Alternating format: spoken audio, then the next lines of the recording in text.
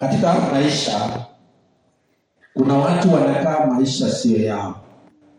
Kuna watu wanakaa maisha ambayo imetengenezewa kwa system ya damu ya ukoo. Na niliweza kuambia kwamba damu ya ukoo inaweza ikabeba mambo mengi. Inaweza ikabeba magonjwa. Inaweza ikabeba udhaifu fulani. Na huu udhaifu ndio unakujanga unaingia ndani ya system zetu na unaanza kutuvuruga. Na unapata kwamba maisha unaokaa si maisha kulingana na mapenzi ya Mungu. Unakaa maisha ambayo imetengenezewa kwa system za damu ya ukoo.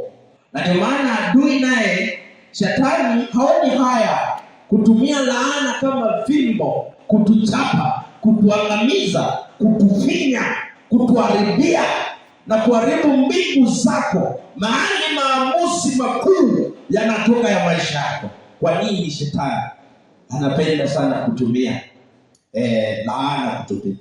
Number 1, Shetani anapenda sana kutumia laana kutupiga kwa sababu hauhitaji kumwona anapokulaani.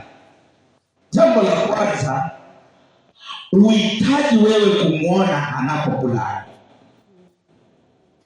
Bwana Yesu asifiwe. Wengine wetu kwa sababu ya madibao na system zile zinatumika huko manyumbani tumetoka, wazazi wetu ambao walitutangulia, kuna malango walifungulia mahovu fulani, na ikakuwa ni malango ambayo haya mahovu yanapita na kutuataka. Na njia moja unaweza shindwa Shetani alitoka wapi akapata nafasi ya kuingia katika damu ya familia, na tukaanza kupata mapigo kutoka kwa hiyo damu ya familia. Ni kwa sababu wazazi wetu walifungua malango, njia fulani, Shetani akapata nafasi, na akapata nafasi nzuri ya kufunga maisha yetu na kutulaani na kutuwekea magumu katika system za maisha yetu. Njia moja ikawa hatuhitaji kumwona Shetani anapotulaani. Kwa nini?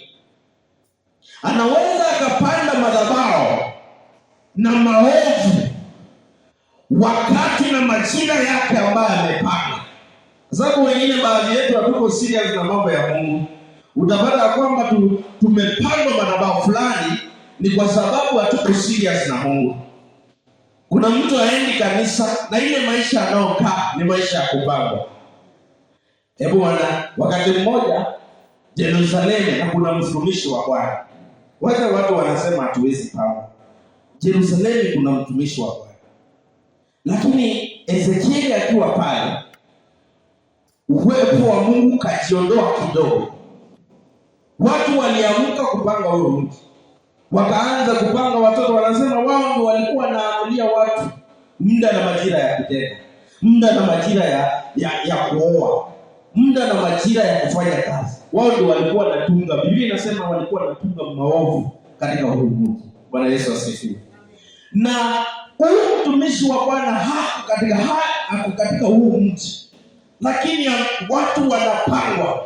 So ilifika kiwango Mungu akashuka ili apandishe anga ya Yerusalemu. Asipoipandilisha, kwa sababu Shetani alikuwa ameshapata nafasi na akapenya ndani ya watu wa Mungu. Kwa hivyo Roho wa Bwana akashuka na akapitia mtumishi wake Ezekieli. Na aliposhuka, alishuka kubadilisha anga ambayo ilikuwa imepandwa na Shetani, mtumishi wa Bwana pasipojua. Bwana Yesu asifiwe. Kuna mambo alishuka Shetani akapanda katika Yerusalemu, kwa sababu Yerusalemu ilijulikana kama mji wa Mungu, kama mji mtakatifu. Waombezi walikuwa Yerusalemu, lakini ungeshangaa waombezi na manabii wengi wakiwa Yerusalemu. Huyu Shetani amepita wapi akaanza kupanga watu? Ndio maana Bwana akashuka juu ya Ezekieli na akamwonyesha na akamwambia hawa ndio wanaotunga mabaya, ya kwamba Shetani alikuwa ameshapata njia. Bwana Yesu asifiwe. na akaingia ndani ya Yerusalemu na akapanda madhabahu, akapanda mabaya, akaingia ndani ya watu, wakapanda watu wakaanza kutunga maovu na mabaya katika huo mji. Lakini ilibidi ifike mahali yeye Mungu ashuke. Ndio hanga ya Yerusalemu, ambao ni hanga, ni system ilikuwa inatumiwa kupanga watu ibadilishe. Wakati aliposhuka akamwambia Ezekiel, hawa ndio wanapanga huu. Ni kweli shetani anaweza kuwa kuna kamlango kapeti kalifunguka na kapenya kaingia ndani ya maisha yako na akaanza kukupanga bila kujua. Mtumishi wa Bwana ako Yerusalemu, lakini watu bado wanapanga. Watoto wanaamulia. Hao watu ndio walikuwa wanaamulisha Yerusalemu sasa kutaingia makoni na magapi ya pombe. Wewe utalewa kwa muda mgani? Wao walikuwa wanapanga kila kitu pale. Lakini ilibidi Roho ashuke abadilishe that system ndio watu wapate amani. Kwa hivyo shetani anaweza pata kama lango na akaingia na akapanga maisha yako. Bwana Yesu asifiwe. Kwa hivyo mara nyingine tunahitaji kumuona kuna mtu alifungua kama lango katika jamii yetu na shetani akapata nafasi na akaingia na akatupanga, akapanda kitu ndani yako ambacho unashindwa leo ni nini hiki kinafanyika katika maisha. Mimi najua mioyo ya wanadamu ina maswali mengi sana. Kuna mtu anauliza, mimi kwa nini nakaa maisha haya? Kwetu tulikuwa na matajiri. Ni nini ilifanyika? Shetani alipata kama lango, akapanda umaskini ndani yake na akatoka ndani unatukula, hakukujua akipanda. Ndio maana wengine wao wana maswali mengi. Nilikuwa nimeoa, bibi yangu alienda wapi? Kulikuwa hivi, kulienda aje? Watoto wangu walisoma, niliuza kila kitu wakasoma. Mbona hawapati kazi? Ndio maana leo ana uwezo wa kuingia. Kuna mtu alifungua kama lango, akaingia ndani ya maisha yetu. Pengine akapanda kitu ambacho kina affect maisha yetu. Bwana Yesu asifiwe. Hahitaji wewe umuone, kwa sababu anajua kiwango chako cha nguvu nayo. Ataingia apande kitu na ambacho kitakuwa kinakula maisha yako siku zote. Bwana Yesu asifiwe. Na mara mingi mambo anayopanda katika maisha yetu huwa mara mingi anapanda katika gizani. Bwana Yesu asifiwe. Hebu basi nisome Zaburi 11:2. Anapanda haya mambo katika giza, akiwa mahali pake pasiri anatupangia mambo yake. Na ndio maana tunaambiwa ya kwamba lazima kama muamini, kama mtu wa Mungu, lazima uwe na mahali pako pasiri na wewe pakupanga mambo yako, ili adui asiingie kwa giza akupange na wewe umekaa. Kwa hivyo lazima na wewe ukuwe na mahali pako pasiri, mahali ambapo maamuzi yako yanatoka, haiwezi pingwa. Shetani anaingia kwa giza zake, anatupangia yale ambayo anatupangia, na unapata kwamba mara mingi kwa watu ambao wana upungufu wa imani wanashindwa. Bwana Yesu asifiwe. Na kwanza hasa watu wajaokoka wanaumia sana. Zaburi 11:2. Kwa sababu adui anatupiga akiwa gizani na anapanga mambo yake akiwa gizani. Na unapata anatauli mara nyingine anafaulu kwa sababu hatujui eneo amejiweka. Bwana Yesu asifiwe. Kuna mahali anajiweka kwa giza kupanga mambo yake. Na sisi kama watakatifu wa Mungu, ili tumshinde, lazima tuwe na mahali petu pasiri, pahali petu pa kutolea ibada ya siri, ibada yenye nguvu, matoleo yenye nguvu, ndio ili tumshinde. Bwana Yesu asifiwe. Zaburi 11:2. Maana tazama, wasio haki wanapinda uta, wanatia mishale yao katika upote, ili kuwapiga gizani wanyofu wa moyo. Haya, wasio haki. Na ujue hao watu wameungamana na shetani kutupiga, lakini ndio akupangia adui vizuri lazima ajifiche, si ndio? Anajificha katika giza ili kutupiga. Lazima uwe na mahali pako pasiri ndio hata wewe umpige. Huyu jamaa amejipanga, amejiseti kwa giza kutupiga. Bwana Yesu asifiwe. Amejiseti mahali kwake kutupiga. Wanyofu wamekunja ukuta. Yaani amejipanga na silaha zake vizuri mahali pake pasiri, na amejipanga kukupiga kumaliza gizana. Bwana, kwa mtazamo wa giza. Tukifunika hii kanisa saa hizi na giza, kuna mtu ataona yule mwingine. Kwa hivyo kama ule alikuwa amekosana na ule, sasa ni wakati mzuri wa kumnyorosha, kwa sababu ya Mungu. Mara mingi tunanyoroshwa na shetani kwa sababu amejificha, na sisi hatuna uwezo wa kutambua mahali amejificha. Kile kitatusaidia ni tuwe na mahali petu penye msaada wenye nguvu, kwenye mwangaza ambao unaweza kumulikia, tuone mahali ibilisi amejiseti, ili wanyoofu wa Bwana wasiogope. Lazima tuwe tunajua ya kwamba Mungu ni mwangaza wetu, ni nuru yetu. Kwa nini Yesu akaambiwa you are the light of the world? Kwa sababu ile mambo inapangwa na shetani katika eneo ya giza ni mazito, yanahitaji mwangaza ambao unatoka kwa Mungu. Bwana Yesu asifiwe. Kwa hivyo lazima tujipange na tuwe na mahali petu pasiri kwa kupanga vita zetu. Hii inamaanisha aje? Lazima tuwe na mahali petu kwa siri ya kupanga vita zetu, vita zetu za kiroho, vita za kimfalme, kwa sababu kuna falme zinajiinua kinyume na maisha yetu. Kuna nguvu za giza za kusimu. Mchawi asikupangie tu, hata ina normal way. Wanasema msanii anatokanga usiku, si ndio? Wakati wa giza. Sasa ndio unapata mtu anatembea hapo kwa wengine hawezi toka mchana unless amechanganyikiwa, unless system yake inafanya kazi vizuri. Lakini unapata mchawi usiku ndio anapata nafasi nzuri ya kukuataka na kupanda kile anachotaka. Ndio maana tunasema hahitaji wewe umuone wakati anapofanya vita na kukupangia. Wengine tulipangwa wakati tulikuwa tumelala. Ndio maana Biblia inatuambia tukeshe katika maombi. Kwa nini tunakesha katika maombi? Kwa sababu wakati tutalala, kuna wakati usingizi wetu ni faida kwa ufalme wa giza. Kwa sababu hapo ndio wanapata nafasi nzuri ya kukugonga.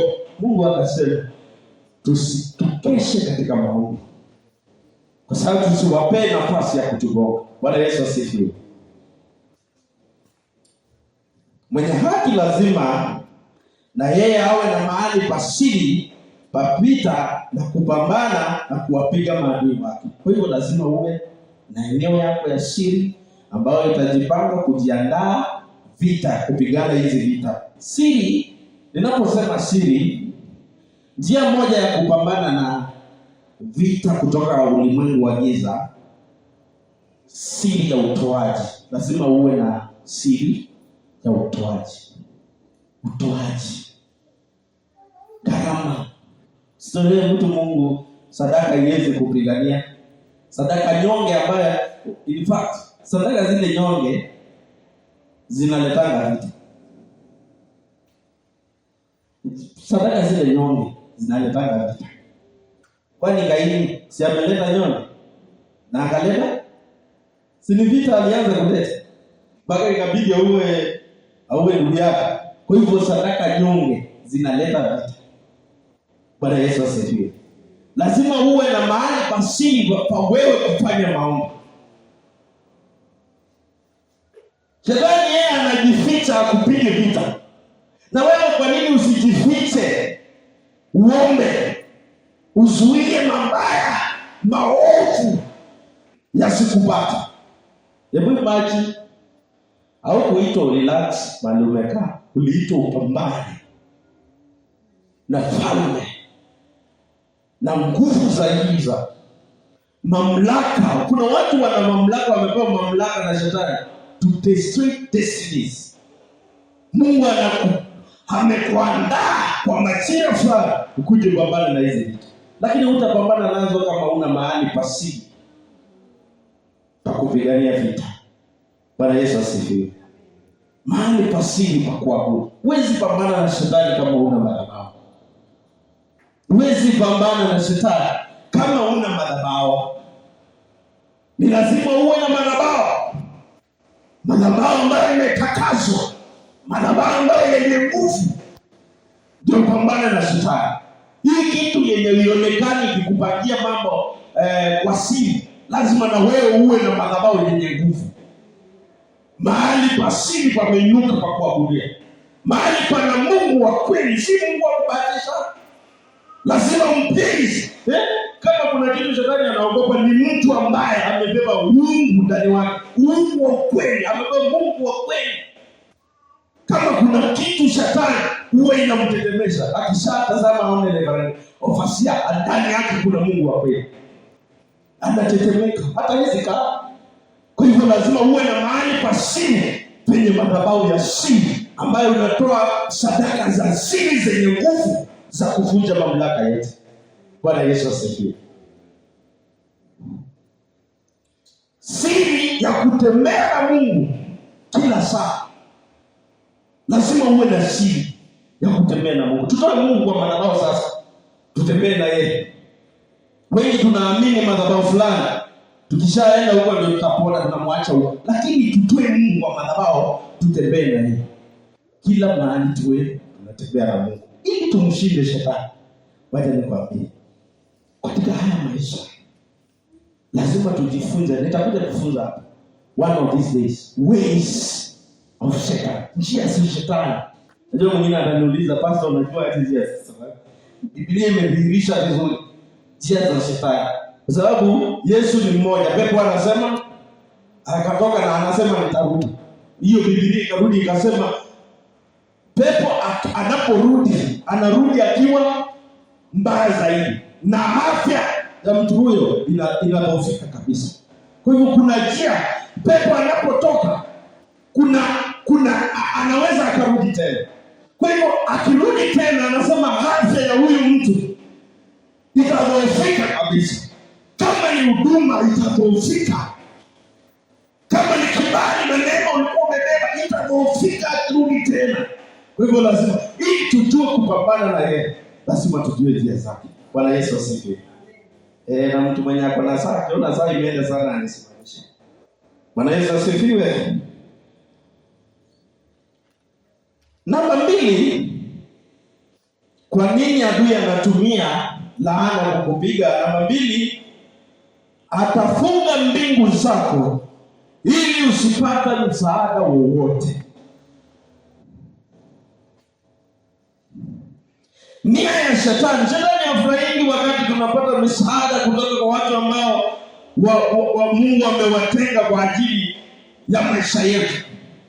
Hatafunga mbingu yako, mahali maamuzi makuu ya maisha yako, mahali msaada wako wa karibu unatoka, anataka kufunga. Wacha nikuonyeshe. Niliona hii andiko, nikasema ningekuwa kotini nikijitetea na hii. Hebu nisomee Kumbukumbu la Torati 28:23. Niliona hii andiko nikasema ningekuwa kotini kwa mbingu, koti ya mbingu, nikijitetea na hii. Kwa sababu nilijua ya kwamba kuna mbingu zangu, anga yangu, mahali maamuzi makuu ya maisha yangu yanatoka. Shetani anapambana kukutenganisha na kufunga mbingu mahali msaada wako unatoka. Anataka kukupiganisha na Mungu. Hebu ona, shetani anampiganisha Adamu na Mungu. Mahali msaada wa Adamu na Eva ulikuwa unatoka, shetani anampiganisha. Ndio ili asipate msaada, anafunga mbingu yake ndio asipate msaada wote. Kumbukumbu la Torati, Deuteronomy 28:23. Sura ya 28 mstari wa 23. Na mbingu zako zilizo juu ya kichwa chako. Tulia. Mbingu zako zilizokuwa juu ya kichwa chako zitakuwa shaba. Na nchi iliyokuwa chini yako itakuwa chuma. Yaani kuna mbingu, anga, mahali maamuzi makuu ya maisha yako yanatoka, mahali msaada wako unatoka, mahali usaidizi wako unatoka. Shetani anakausha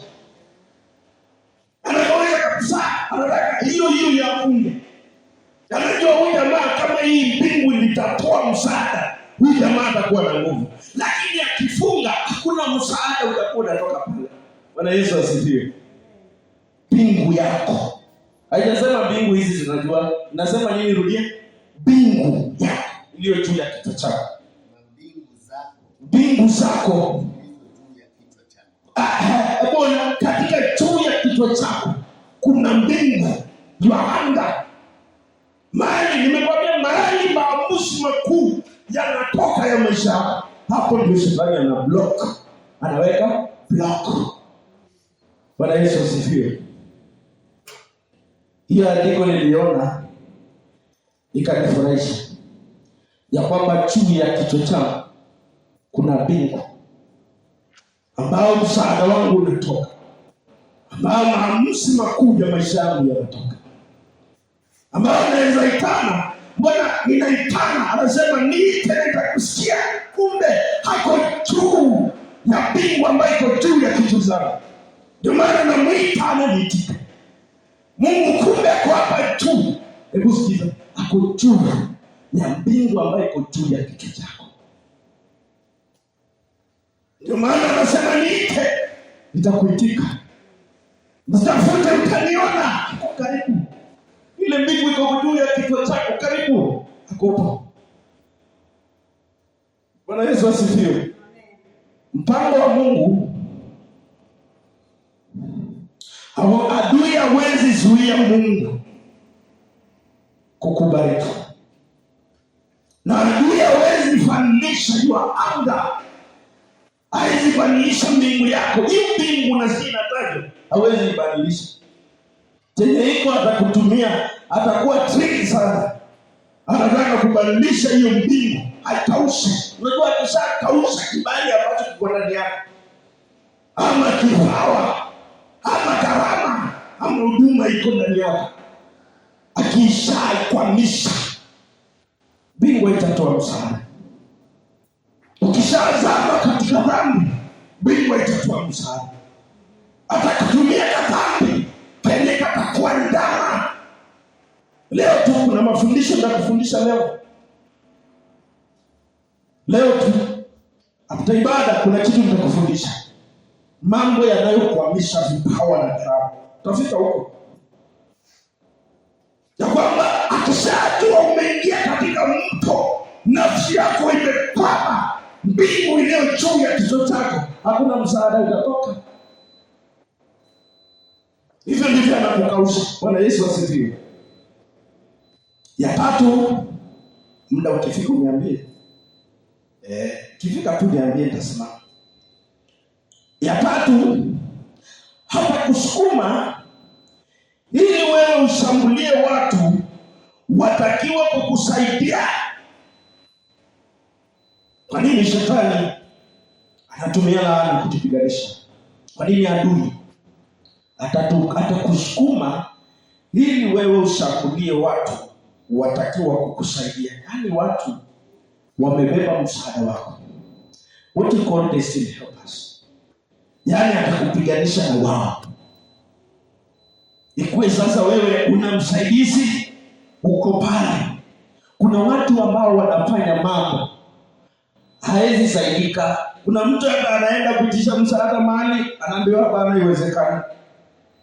Atakausha eneo la msaada wako. Mzee, ukuru huwezi kupata msaada, atakausha hiyo eneo. Unashindwa, kwani nimefanya nini? Kwani siabuduki? Kwani sielaki kabisa? Lakini yeye anakausha hiyo eneo, ukuru huwezi kupata msaada. Kukausha eneo unaopata msaada ni kumaanisha anataka kuwa kibali, karama na huduma iliyo ndani yako. Bwana Yesu asifiwe. Shetani alipiganisha Adamu na Mungu, ndio Adamu asipate msaada kutoka.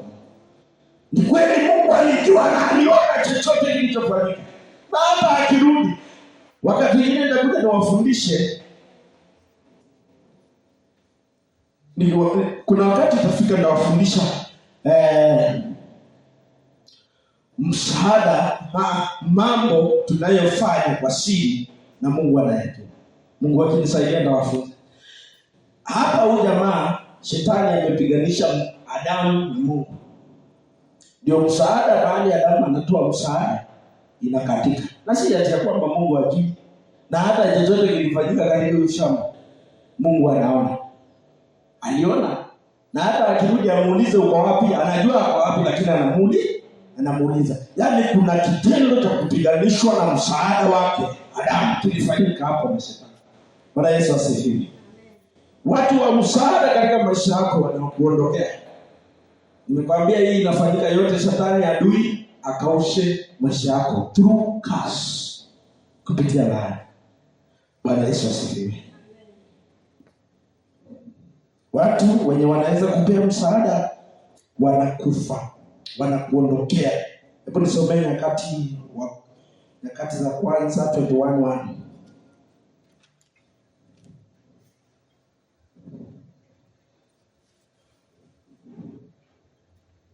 Unajua kuna wakati shetani alimsukuma Daudi. Alitaka kutenganisha Daudi na msaada wake. Lakini Daudi akawa kwa macho sana.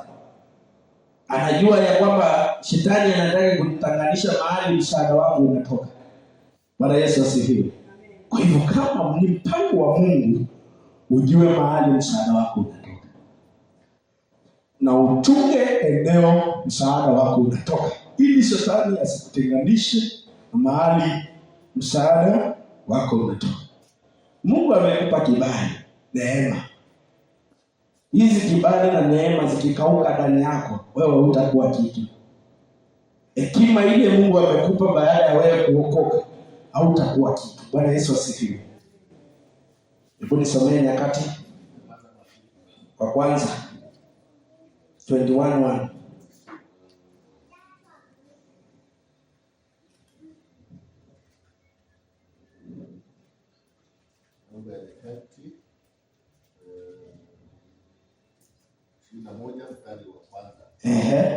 Tena shetani akasimama juu ya Israeli. Akamshawishi Daudi kuhesabu Israeli. Anamshawishi nani? Ahesabu Israeli.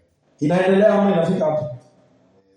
Basi Daudi akamwambia Yoabu na wakuu wa watu, nendeni kawahesabu Israeli toka Beersheba mpaka Dani. Kwa nini anamshawisha Daudi aende ahesabu watu? Kwani kuna kazi shetani alikuwa amepea Daudi? Si Mungu anamwambia Daudi ahesabu watu, ni shetani anamshawishi. Shetani anataka kutenganisha Daudi na msaada wake. Wengine wetu tulishawishiwa na shetani tufungue biashara fulani, lakini si Mungu ametushawishi. Shetani ndiye ametushawishi tufungue biashara fulani. Fungua hii biashara itaendelea, lakini si yeye anakuambia. Lakini inapoanguka inakuwa hii biashara ilikuwa ya Mungu, lakini wewe hukusikiza sauti ya Mungu. Shetani alikuja akakushawishi mzee, ukifungua biashara ile umefungua, ikianguka unataka kuifanya ikue ya Mungu, lakini si Mungu alikwambia. Biashara gani Daudi alikuwa nayo na shetani? Hakuna. Shetani anataka tu kuunganisha na Mungu. Ndio Daudi msaada, mahali msaada wake unatoka, kukauke. Bwana Yesu asifiwe. Baadhi ya sisi tulishawishiwa tukaoa bibi ambazo zilivyo mkeze. Wengine wanasema ni sauti ya Mungu. Baadaye kinapoumana overseer, tunaekelea Mungu. Kuna watu hawezi vumilia majira yao hivi. Tulishawishiwa na shetani. Kwani biashara gani shetani alikuwa nayo na Daudi? Hakuna. Lakini anamshawishi. Na Daudi naye, Daudi anapeleka hiyo information. Anapeleka. Anza bwana. Akadani. Kanipashe habari. Pate kujua jumla yao. Naye Yoabu akasema. Bwana na awaongeze watu wake mara 100 hesabu yao ilivyo. Sasa Yoabu ajui Daudi ameshawishiwa na shetani. Lakini information ile Daudi anapeleka pale, Yoabu anaona ni kama Mungu, lakini hajaambia mtu ameshawishiwa na shetani. Lakini Yoabu anaona ni kama Mungu ndio anatokana na hiki kitu. Lakini Daudi yeye ajui shetani alitaka kumtenganisha. Anampa kibarua. Na hapa ndipo shida iko. Tunapewa kibarua na shetani. Bwana Yesu asifiwe. Shetani anatupa kibarua na tunajiweka hapo kwa hiyo kibarua na tumeshawishiwa na yeye. Lakini tunapeleka hii ujumbe kwa watu wengine ni kama tumepewa na Mungu. Lakini hatujui ni shetani anachokora mbingu iliyo juu yetu isitoe msaada. Bwana Yesu asifiwe.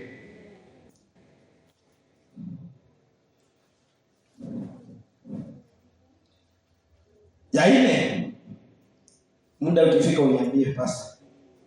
Nataka kupitisha. Ya nne, kupitia laana anapatia nguvu za giza uhalali. Kupitia laana anapatia nguvu za giza uhalali. Access. Utapata nguvu zote za uovu zimepewa access ya kutuzingira na kukausha maisha yetu. Na nini? Na nguvu na laana. Inayowa laana itapea access kusimu kuingia ndani yako. Kusimu inaachilia nguvu zote za kila aina. Utapata mtu, I know this you have experienced this. Utapata mtu mmoja, huyo mtu ni mgonjwa, huyo mtu ni mwenda wazimu, huyo mtu hana bibi, huyo mtu ana yani shida zote kwa mara moja ziko ndani yake. I know, umepatana na watu wa namna hiyo. Shida nyingi. Amekumbwa na shida za kila aina. Mara moja. Majira, huwezi niambia majira Mungu anaweza ungana na laana ama anaweza ruhusu shida kwa majira kama haya. Shida 20 mara moja zikupa. Jaribio itakawapa. Ni jaribio ambalo unaweza toka ndani. Huyo ndio Mungu. Na hiyo shida inayokuja ikupate ni shida unaweza toka. Lakini ile itakuja huwezi toka. Unapambana na hii nyingine inakuja. Kitu kinachopewa laana inapea access ulimwengu wa giza kukausha maisha yako. Eneo unaofanya kazi imekaushwa. Nyumbani hakuna amani. Access, shida zote za kila aina ziko na wewe. Jamani, wengine wetu hata kuendelea inakuwa ngumu. Inakuwa ngumu because curse ambayo shetani anatumia kama fimbo. The other time niliwaambia shetani anaitumia kama fimbo. Bwana Yesu asifiwe. Kwake maskini, laana na dhambi anaitumia kama fimbo. Akiinua hivi anajua ka. Sasa hii fimbo nataka sasa katika eneo ya laana weka fimbo. Kupitia fimbo ya laana anapea nguvu za giza access wala kwa kukaa ndani yako. Bwana Yesu asifiwe. Na ndio maana wengine wetu tumekaa mahali pamoja hivi tumekaushwa. Hata kufanya kichwa hivi hakuna. Bwana Yesu asifiwe. Namba 1 anapea minyororo ya kuzimu kukufunga. Anapea magonjwa nafasi ya kuingia ndani yako. anachafua nafsi yako na kuizamisha isifike kesho, isione. Ingawa ukiwa umeandamwa na roho wa laana, kuifikia hatima yako ni ngumu. Kwa sababu gani? Vibali, gharama, huduma zile ziko ndani yako, hata hakikisha zimekwama.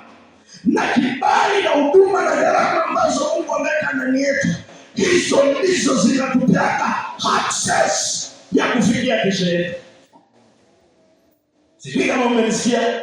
Kibali, huduma, gharama zile ambao Mungu ameweka ndani yenu, ndicho kitakupea access ya kufikia hatima kesho yako. Hizo ndizo tutenda ya kwamba hizo ndizo zitatusaidia tufikie kesho yetu. Lakini kama zitakauka huduma iliyo ndani yangu, laana itatumiwa ikaushe. Nitakuja kuimba. Kuna mtu hapo katika kanisa hili anafaa kuwa anaanzisha ibada mpaka inafutia maleba hapa, lakini kupitia fimbo ya laana kakausha ibada yake, inafika mahali hapo tu. Anasema hata mchanga huyu atashuhudia matendo yako. Ukiwa hujakamatwa, ukiwa hujakaushwa, huyu mchanga utaongea. Ukikanyaga hapo, unakuwa kifutio cha wengine ambao wanaunganika na hiyo mchanga, kwa sababu neema, kibali na huduma unayo haijakaushwa. Kile kikaushwa haina matunda. Bwana Yesu asifiwe.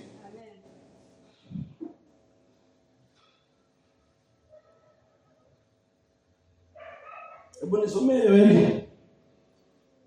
Yoeli 3:21. Kuna aina za laana, na usipotakaza damu ya familia, na kwa sababu damu zingine zimebeba uovu ambao unaweza ukatuzuia tusisonge mbele, uovu ambao unaweza ukakausha maisha yetu, isipotakazwa tutabaki kuwa tunazunguka mahali pamoja. Bwana Yesu asifiwe. Tutabaki kuwa tunazunguka mahali pamoja. Damu ya familia ama bloodline, what we call bloodline, lazima itakazwe. Na tutaitakaza aje? Ndio ili kutokee mafanikio katika jamii ambazo zimekumbwa na laana, lazima zitakazwe. Hiyo damu ya familia lazima kweli. Ndio niwaambia, shughulikia eneo unaokaa, mazingira unaokaa, lazima uyashughulikie. Na usipoyashughulikia utakwama, kwa sababu damu ya familia ina maovu, ina mambo mengine mazito yanaweza yakakuja. Mengine damu ilivunjwa. Hii damu imebeba uovu ambao unavunja maisha yetu. Bwana Yesu asifiwe. Hebu nisome hiyo neno.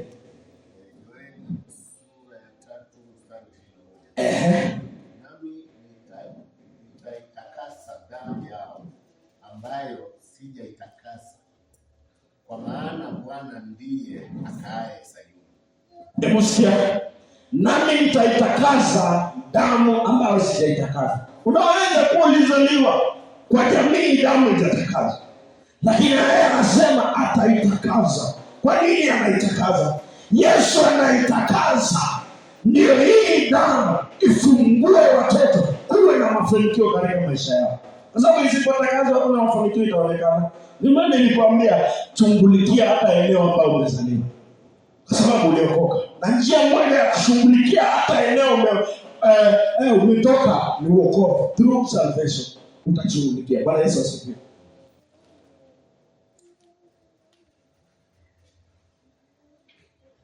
Wacha nifika hapo. Next time tutaanzia mahali inasema nitatambua aje laana ya ukoo. Nitatambua aje laana ya ukoo. Kwa sasa wacha tufikisha hapo ndio ibada ianze. Mungu awabariki.